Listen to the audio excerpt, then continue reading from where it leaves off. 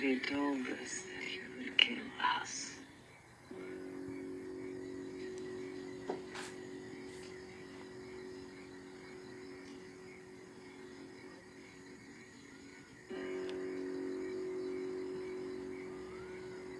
No. He's my prisoner. I will decide his fate.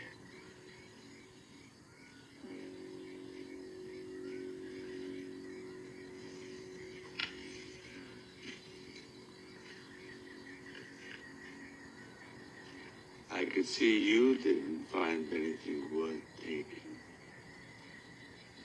Actually, I just played that silly chess game again.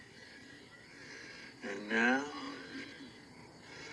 I realize why you didn't want me to beat it.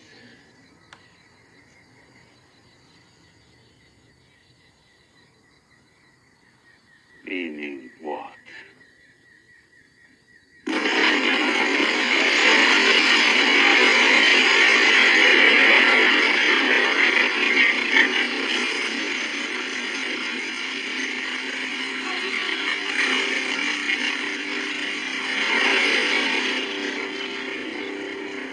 What have you done, John?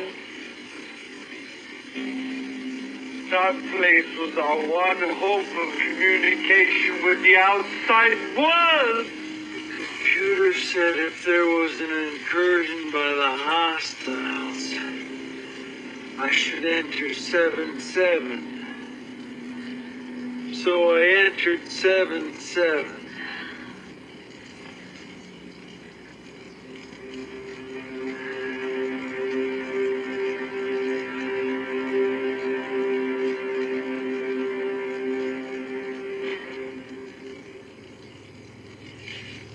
We should go.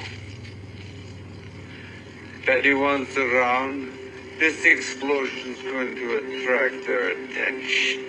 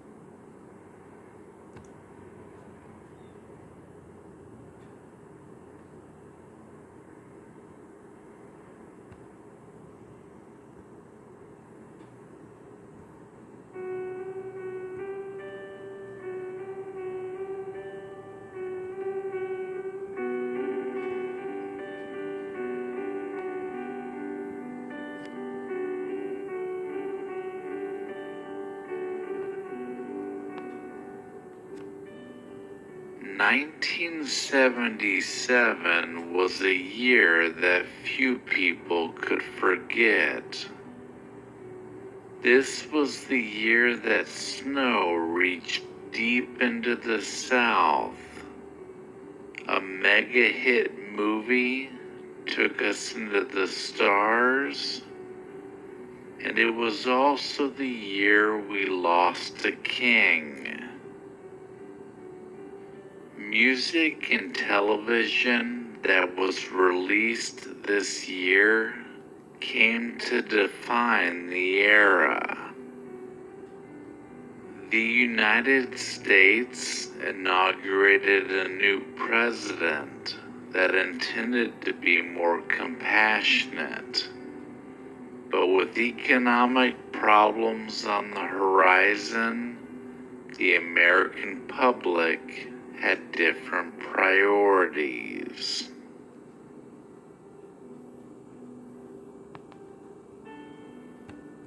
On January 14th, the television show Fantasy Island was introduced to viewers with a made-for-TV movie.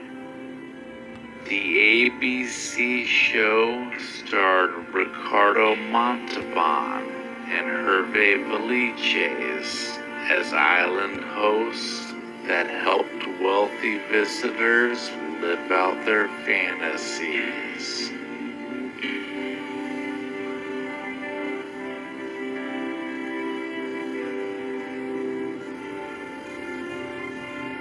On January 19th, snow fell in Miami, Florida, which is the only time in the history of the city that it ever happened. Snow also made its way to the Bahamas.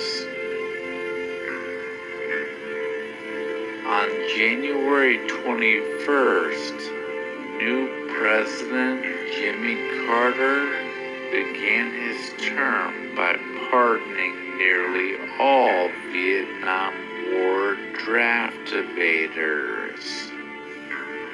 Carter's decision generated a lot of controversy and was heavily criticized by veterans groups for allowing unpatriotic lawbreakers to get off scot-free.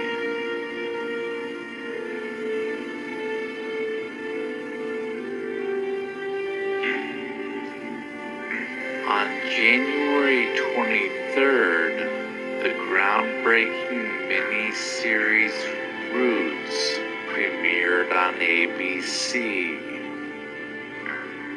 Based on Alex Haley's 1976 novel titled Roots, The Saga of an American Family, the show introduced viewers to Kunta Kinte, a young African caught in the transatlantic slave trade. The series would go on to spark intense racial dialogue, and it also sent many on a path to find their own roots.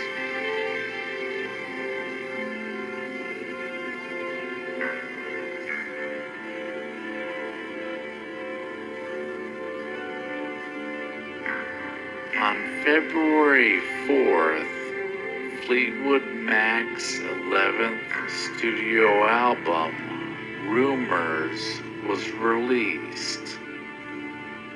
Amid the breakup of Lindsey Buckingham and Stevie Nicks, the band wrote and recorded the album while using heavy drugs, both of which helped to shape the album's lyrics.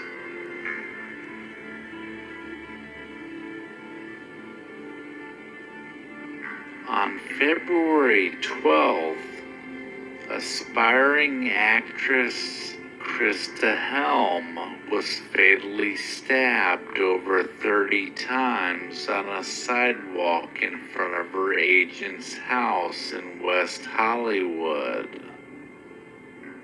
Krista allegedly kept a detailed diary of her sexual encounters. She wrote down everything, and she took the diary with her everywhere she went. When her body was found, the only thing missing was that diary, and the killer has never been identified.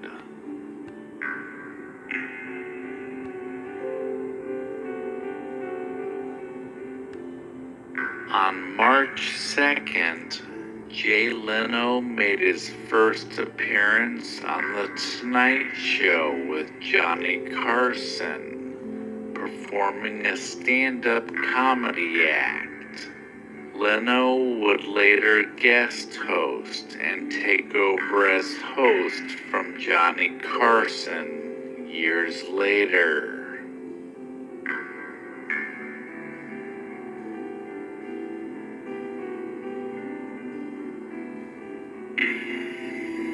On March 15th, TV comedy Three's Company, starring John Ritter, Suzanne Summers, and Joyce DeWitt, premiered on ABC. The goofy comedy about a man pretending to be gay in order to share an apartment with two beautiful women became a hit and would make stars of the cast.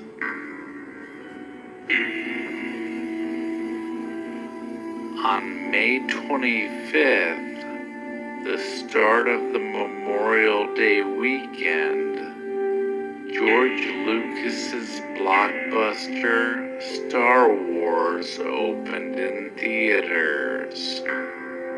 The film would go on to rake in nearly $500 million in U.S. ticket sales and spawn sequels that featured much of the original cast and enjoyed the same success as the first film.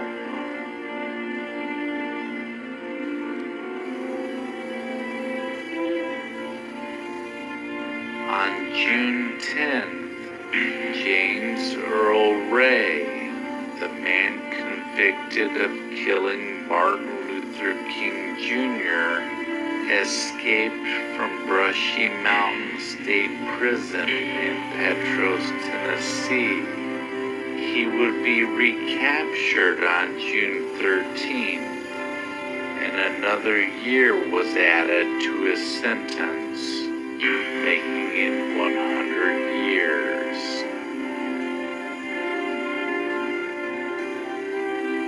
On June 25th, United States Park Ranger Roy Sullivan was struck by lightning for the 7th time in Shenandoah National Park in Virginia. Between 1942 and 1977, Sullivan was hit by lightning on 7 different occasions and survived them all. On July 19th, flooding began in Johnstown, Pennsylvania, caused by massive rainfall. This excessive rain produced flash flooding in and around the town, which caused several dams to break. The flooding caused 78 deaths and did between $200 and $300 million worth of damage.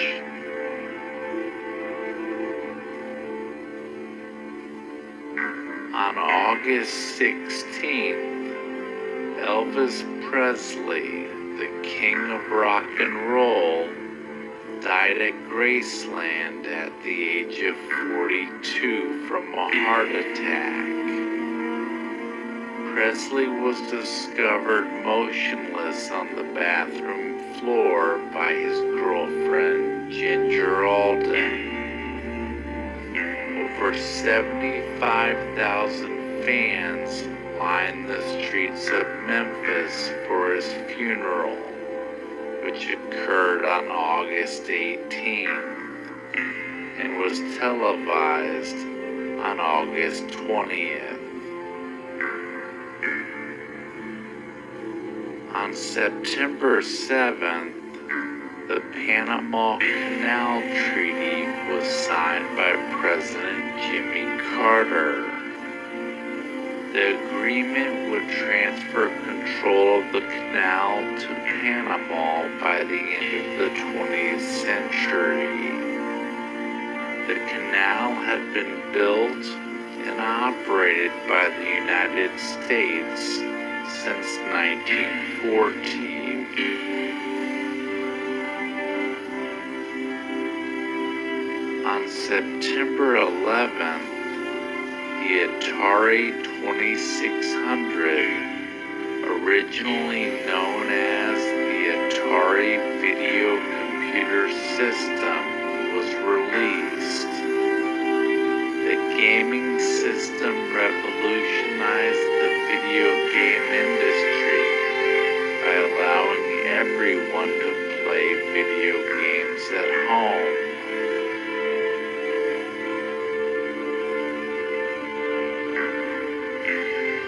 September 24th, the Love Boat television show premiered on ABC. The show began as a made-for-TV movie the year before and was popular enough to warrant a series. The show was set on a cruise ship and was well known for casting popular actors in guest starring roles throughout the series' run.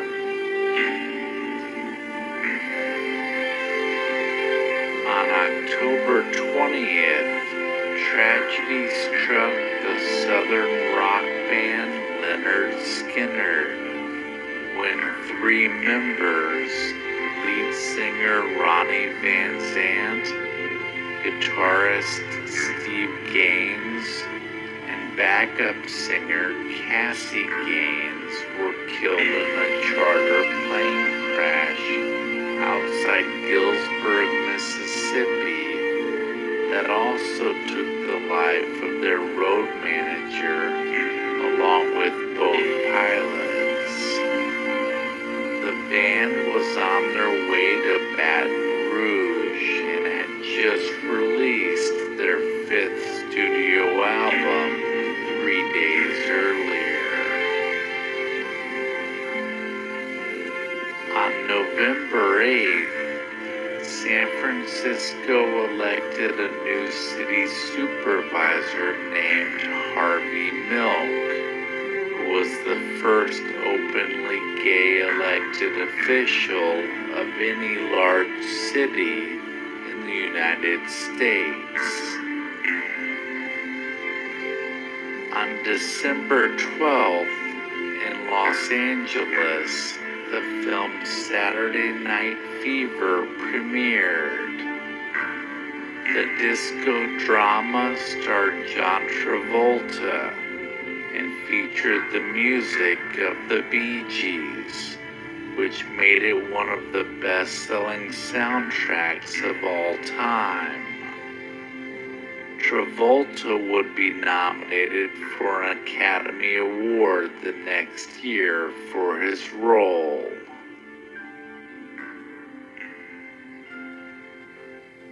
To finish out the year, on December 31st, serial killer Ted Bundy escaped for a second time this year. This time from jail in Colorado. Bundy escaped through a light fixture opening in the ceiling. He would go on to fly to Chicago before making his way in a stolen car down to Florida, where he would go on to murder 3 more girls before being arrested.